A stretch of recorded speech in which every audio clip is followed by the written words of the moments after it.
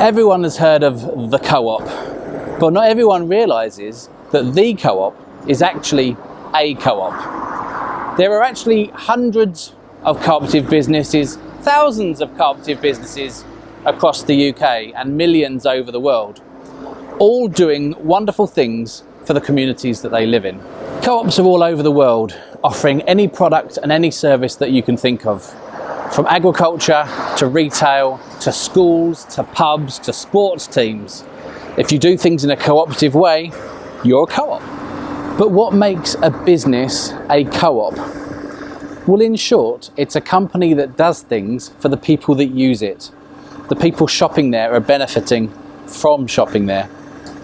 But where did they first come from? And how did the local co-op come about? This is New London Road, and it was here in 1866 in the winter that 12 workers at the local ironworks wondered if the cooperative method would work down here. Times were quite difficult. Shopkeepers were unscrupulous. They were mixing things in their products, changing the weight to try and make more money. People were getting sick. There was chalk going in flour. There was sawdust being introduced. There was a cattle plague. There were labour issues. Life was a bit rubbish. So these workers at the ironworks here in New London Road wondered, would this idea, a cooperative business, work in Chelmsford?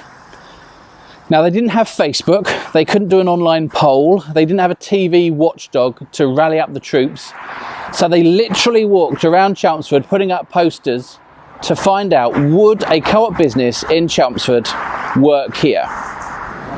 In February 1867, nearly 300 local people gathered at the Chelmsford Institute building here in the centre of the town.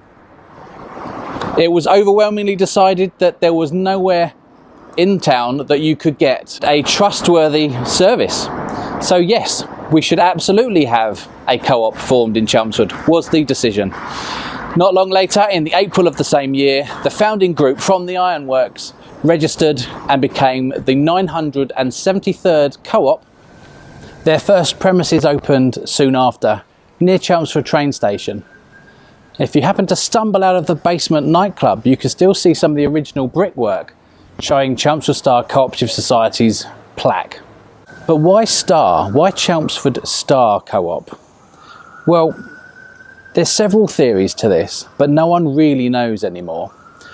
The romantic notion, which is one that I follow, is that the idea at the time was that they wanted to shine a new way of doing things onto local businesses. Everything was a bit dark and gloomy at the time. They wanted to show how things could be done, become a beacon in Chelmsford.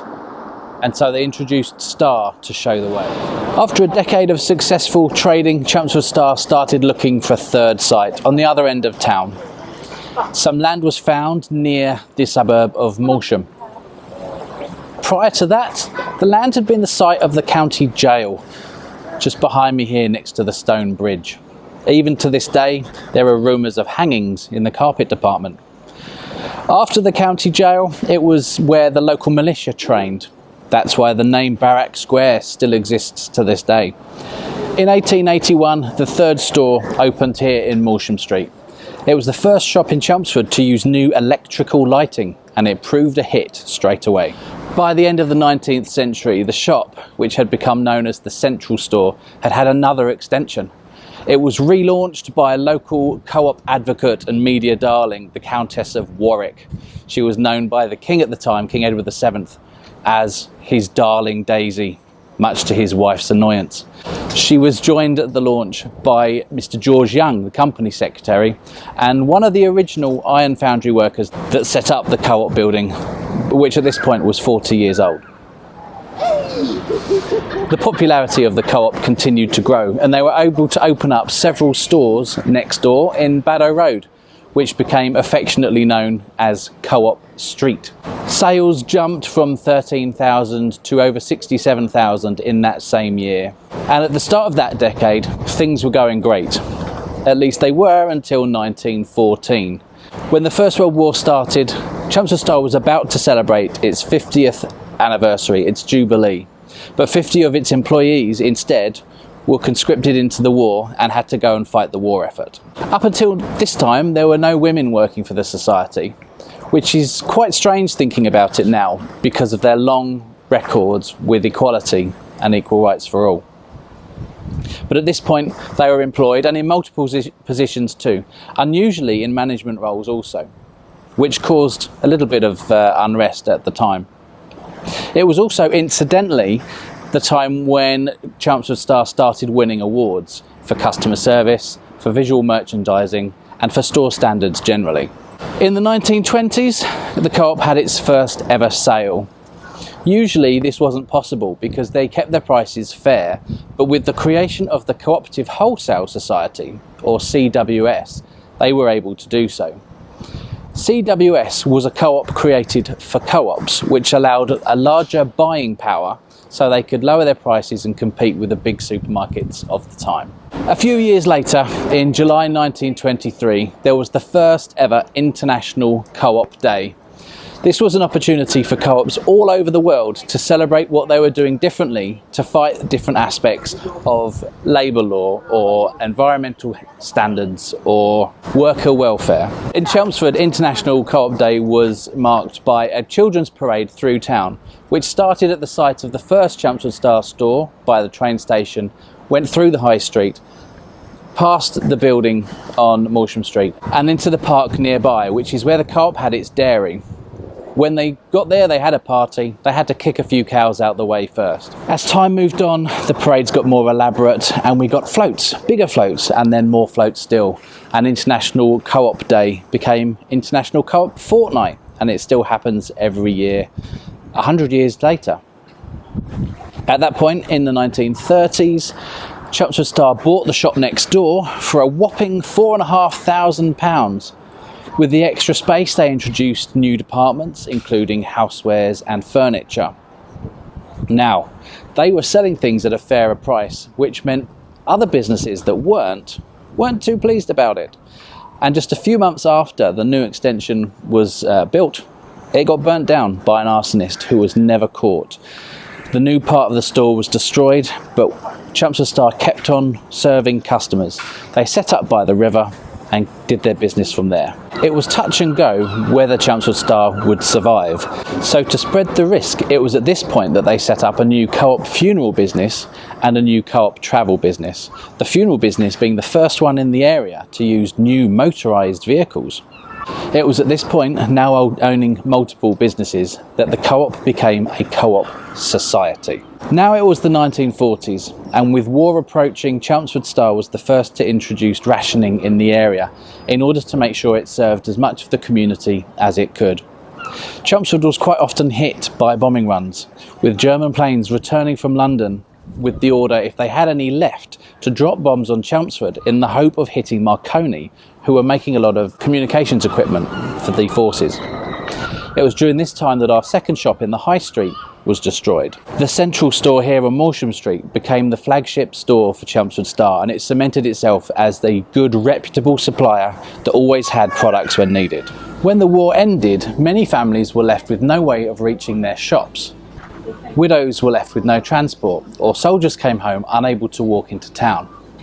So Chelmsford Star developed the mobile shop and brought the shop to them. There was much to be done in post-war Chelmsford, with charities set up to assist all those that were struggling in multiple ways after the war. Community groups were formed to support different demographics. Buildings needed repairing or rebuilt. Chelmsford Star really shone during this time, fundraising, earning money for charities, developing fashion shows, and doing what it could to bring in the money to then help the community groups with that.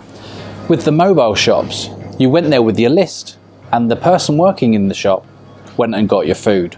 But in 1954, it was the advent of self-service shopping, and it was trialled in our Beehive Lane shop. It took a while for people to get used to the idea of walking around and collecting their own items, but pretty soon they got used to it and it became very popular. And that year was the first time the society made over £1 million. Meanwhile, the central store received an extension that was one of the biggest building projects since the end of the war. The newly named cooperative department store looked remarkably different, receiving state-of-the-art plastic cladding on its outside. It looked like a giant Lego brick. In the 1960s, the old church next door was starting to collapse into the river. It was unfortunate, but the timing was good. And as Chelmsford Star reached its centenary year in 1967, it was able to buy the land and build on that. 5 years later, a whole second building had been finished, joined to the first by a bridge over the road. In 1972, the CEO at the time, Mr. Alan Maxwell, laid the final bricks on top of the roof of what had become a £500,000 building project. He declared, "This new shop will be fun to shop in, even for husbands." The new store had a haberdashery department, garden, music, everything you could think of was literally sold under the one roof here in the Chelmsford Star department store. However, at almost exactly the same time that the new double-sized store was finished, so too was a new inner relief road called Parkway, which cut Chelmsford town centre in two. The result of which effectively stranded the department store between a river and a new major arterial road. Almost immediately, footfall in the town and in the department store dropped quite significantly. Soon after, recession followed in England also, which didn't help. What Chelmsford Star tends to do in this situation is to remind people why it's different. So it tightened its belt and focused on its members and communities. More events were held. A famous It's a Knockout competition started in the Melbourne Stadium, competing Chelmsford Star against other local businesses. Fun days were held, more sports days were supported, and the co-op difference was really made apparent as they got stuck into people's projects. This is when Chelmsford Star became known as the Caring Sharing Co-op. At this stage, members were earning their dividend or their share of a profit through a stamp system. They'd be collecting stamps each time they buy something. Even to this day, many of them can still remember their parents' dividend number that they had to use to get their stamps. But at this point in the 1990s, a new technology was developed which would allow that to be stored on a card. Chelmsford Star's own IT team developed this technology and won awards internationally. That same technology was then used to create a new fundraising system called the Community Card. These community cards helped, over the next 2 decades, nearly 500 local groups earn money and support themselves through their own shopping with the co-op. But despite all this, the department store continued to struggle from the effects of the Parkway Relief Road. New developments were tried. Departments were taken out. New departments were added. It focused on fashion and furniture. They put new escalators into the side. They tried as much as they could, but ultimately it was costing the society money. One final attempt was a rebrand. They called it Quadrant. The name came from this glass atrium here, and that's the shape that they give it. The shape of a Trivial Pursuit wedge. But despite continued investment in the building, they couldn't afford to operate this new large store. So the more recent second half was closed down and sold off. The money from this second half was then used to bring a new quadrant into Braintree, and it was invested into a second department store which was being built on a new shopping centre called George Yard.